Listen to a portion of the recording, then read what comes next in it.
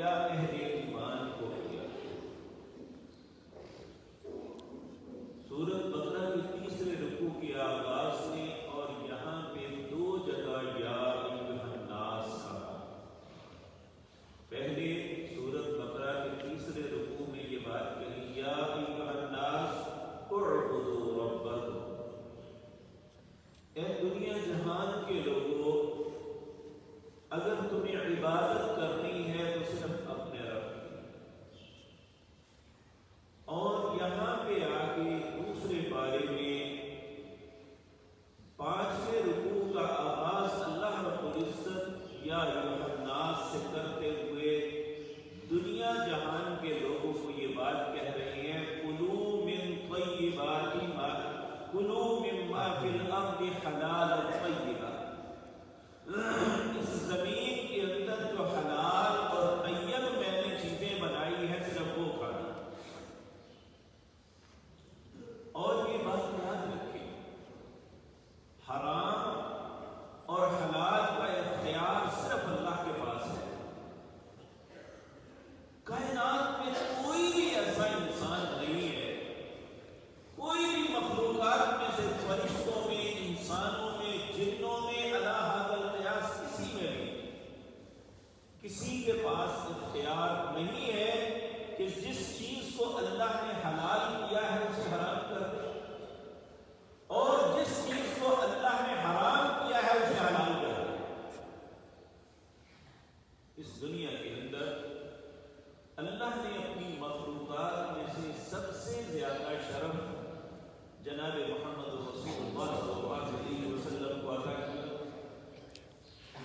اور آپ دیکھیں کہ آپ نے زندگی میں ایک مرتبہ اللہ کی نافرمانی میں نہیں یا اللہ کی مخالفت میں نہیں، چونکہ آپ ایک نفیس انسان تھے، آپ کو بدبو سے نفرت تھی، تو گھر والوں نے ایسی بات کر دی کہ آپ نے اپنے اوپر شہد حرام کر لیا۔ اللہ رب العزت نے آیت نازل فرما دی یا ایھا النبی لم تحرم ما احل اللہ، اے میرے نبی جس چیز کو اللہ نے حلال کیا ہے آپ کیسے حرام کر سکتے ہیں؟ آپ نے قسم اٹھا لی کہ میں نہیں کھاؤں گا، تو اللہ نے یہ نہیں کہا ٹھیک ہے آپ نے قسم اٹھا لی ہے تو کوئی بات نہیں، کہا قد فرض اللہ لکم تحلۃ ایمانکم، اللہ آپ پہ فرض قرار دیتا ہے کہ آپ اپنی قسم کا کفارہ کریں دیں، اور جو چیز میں نے حلال کی ہے یہ حلال ہے، یہ حرام نہیں ہو سکتی۔ اور یہ بات یاد رکھیں کہ کفار جو ہیں بنی اسرائیل بھی، نصارہ بھی، مشرکین بھی، یہ بے شمار اپنی زندگی میں ایسی چیزیں تھیں جو حلال تھی اپنے اوپر حرام کی تھی۔ جس طرح آج کے بعد صوفیاء بھی ایسا کرتے ہیں کہ فلاں چیز اپنی طرف سے یہ تقویٰ بتاتے ہیں کہ فلاں چیز میں ساری زندگی نہیں کھاؤں گا، جی اس لیے نہیں کہا گیا نفس کو مارنے کے لیے۔ کیا اگر نفس کو مارنے کا طریقہ یہی تھا تو یہ رسول اللہ کو نہ آیا؟ اس کائنات میں رسول اللہ سے زیادہ متقی کون تھا؟ اگر اللہ نے آپ کو اس کے یعنی اپنی حلال کردہ چیزوں کو استعمال کرنے کے باوجود تقویٰ دیا تھا تو یہ کون سا تقویٰ ہے جو ہم نے شروع کر دیا کہ حلال چیز کو حرام اپنے اوپر کرنے کے تقویٰ آ جائے گا؟ یہ تقویٰ نہیں، خباثت اور شیطان کی محنت ہے۔ جس چیز کو اللہ نے حلال کیا ہے اسے حرام نہیں کر سکتے، اور اسی طرح جس چیز کو اللہ نے حرام قرار دے دیا ہے پوری دنیا میں مل جائے تو اسے حلال نہیں کر سکتے۔ یہی پہلے کتاب کا شیوا تھا اور یہی مشرکین مکہ کا شیوا تھا۔ تو اللہ رب العزت حکومت کہہ رہے ہیں یا ایھا الناس، اے دنیا جہان کے لوگوں، کلوا مما فی الارض حلالا طیبا، جو اس زمین کے اوپر میں نے حلال اور پاکیزہ چیزیں بنائی ہیں انہیں کھاؤ، حرام نہ کھاؤ۔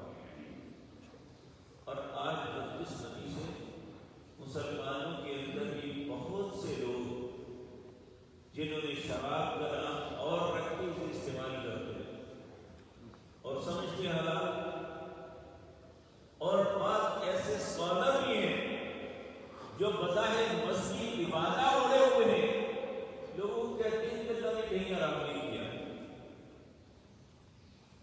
اسی طرح بے شمار ایسی چیزیں ہیں، سگریٹ ہے، ہر شخص سمجھتا ہے غلط ہے لیکن پیتے ہیں۔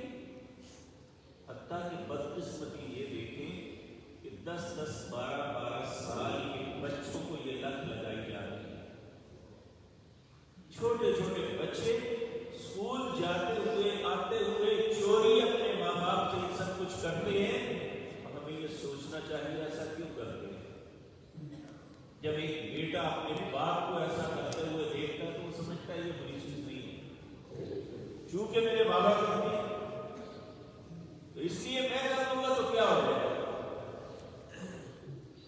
اللہ رب العزت ہمیں ہدایت نصیب فرمائے۔ اللہ ہمیں فرما رہے ہیں یا ایھا الناس، اے لوگوں، کلوا مما فی الارض حلالا طیبا، اس زمین کے اندر جو میں نے حلال اور طیب بنایا ہے صرف اسے کھاؤ، ولا تتبعوا خطوات الشیطان، شیطان کے پیچھے نہ چلو۔ یعنی جو انسان چاہے کسی بھی وجہ سے ہمیں یہ شیطان کا بہانہ دیتا ہے، میرے پیٹ میں ہوا رہتی ہے اس لیے سگریٹ پیتا ہوں، مجھے بلغم بہت ہے اس لیے شراب کو گھونٹ لیتا ہوں، مجھے فلاں بیماری ہے اس لیے فلاں چیز لیتا ہوں۔ اللہ نے کہا ولا تتبعوا خطوات الشیطان۔ نبی کریم صلی اللہ علیہ وسلم سے ایک مرتبہ پوچھا، اے اللہ کے پیارے حبیب صلی اللہ علیہ وسلم، کیا ہم بعض بیماریوں کے لیے اس شراب کے کچھ گھونٹ لیتے ہیں؟ کیا ہم بیماری کے لیے ایسا کر سکتے ہیں؟ آپ نے فرمایا وہ تو خود بیماری ہے، جس چیز کو اللہ نے حرام کیا ہے اس میں سے شفا اٹھا دیا، یہ ممکن نہیں ہے۔ تو اگر کسی وقت ہم سمجھتے ہیں، حالانکہ یہ جو نشہ آور چیز ہوتی ہے یہ ذہن کو سخت کرتی ہے، اس سے بیماری کا علاج نہیں ہوتا۔ آج آپ دیکھیں بعض ایسی بیماریاں ہیں، تکلیف میں ڈاکٹر بے ہوش کر دیتے ہیں یا اسے نشہ ہوتے دعا دیتے ہیں تاکہ اسے اس کا احساس ختم ہو جائے، اس کی بیماری ختم نہیں ہوتی، صرف احساس ختم ہوتا ہے، ان میں کچھ نہیں۔ میرے عزیز بھائی، اللہ رب العزت فرماتے ہیں ولا تتبعوا خطوات الشیطان، شیطان کے پیچھے نہ چلنا، انہ لکم عدو مبین، وہ تمہارا ظاہراً دشمن ہے، انما یامرکم بالسوء والفحشاء، یہ شیطان تمہیں ہر تکلیف میں چیز کا حکم دیتا ہے جس سے انسانیت کا نقصان ہے، جس سے اس کے تقوی کا نقصان ہے، جس سے انسان اللہ سے دور ہوتا ہے، اسی بات کا حکم دیتا ہے، والفحشاء، برائیوں کا حکم دیتا ہے، فحاشی کا حکم دیتا ہے، وَأَن تَقُولُوا عَلَى اللَّهِ مَا لَا تَعْلَمُونَ، تم اللہ سے وہ باتیں کیوں کرتے ہو جو تم جانتے نہیں ہو۔ یعنی جس طرح مشرکین کہتے تھے کہ اللہ نے ہم پہ فلاں فلاں چیز حرام کی ہے، حالانکہ نہیں کی تھی، اسی طرح ہم کہتے ہیں کہ اللہ نے کون سا قرآن میں کہا ہے کہ سگریٹ حرام ہے، اللہ نے کون سا قرآن میں کہا ہے شراب حرام ہے، کیا اللہ نے رجس تک کہہ دیا کہ حرمت کے لیے کوئی اور چیز چاہیے؟ اللہ نے سود کو اپنے خلاف جنگ قرار دیا تو ہم کہتے ہیں سارے کرتے ہیں، یہ کاروبار کا طریقہ ہی ہے۔ اللہ رب العزت فرماتے ہیں وَأَن تَقُولُوا عَلَى اللَّهِ مَا لَا تَعْلَمُونَ، تم وہ بات اللہ پہ کرتے ہو جو تم جانتے نہیں ہو کہ کتنی بڑی بات کرتے ہو۔ نبی کریم صلی اللہ علیہ وسلم نے فرمایا ایک انسان اچھی بات کرتا ہے، اسے خود احساس نہیں ہوتا کہ میری زبان سے کتنی اچھی بات نکلی ہے، اور اللہ اس بات پہ اتنا خوش ہوتے ہیں کہ اس کے لیے جنت لکھ دیتے ہیں۔ اور ایک مرتبہ انسان اپنی زبان سے ایسا برا کلمہ نکالتا ہے، اسے خود احساس نہیں ہوتا کہ میں نے زبان سے کیا کہہ دیا، لیکن اللہ کی نظروں میں وہ اتنا بدترین کلمہ ہوتا ہے کہ اللہ اس کے لیے جہنم لکھ دیتے ہیں۔ اس لیے زبان سے بات نکالتے ہوئے کئی مرتبہ سوچنا چاہیے کہ یہ میں جو بات کرنے لگا ہوں اس سے اللہ ناراض ہوں یا خوش ہوں۔ اللہ ہمیں اچھی بات کرنے کی توفیق عطا فرمائے۔ اللہ کہتے ہیں وَأَن تَقُولُوا عَلَى اللَّهِ مَا لَا تَعْلَمُونَ، تم وہ بات کیوں کرتے ہو جو تمہیں علم نہیں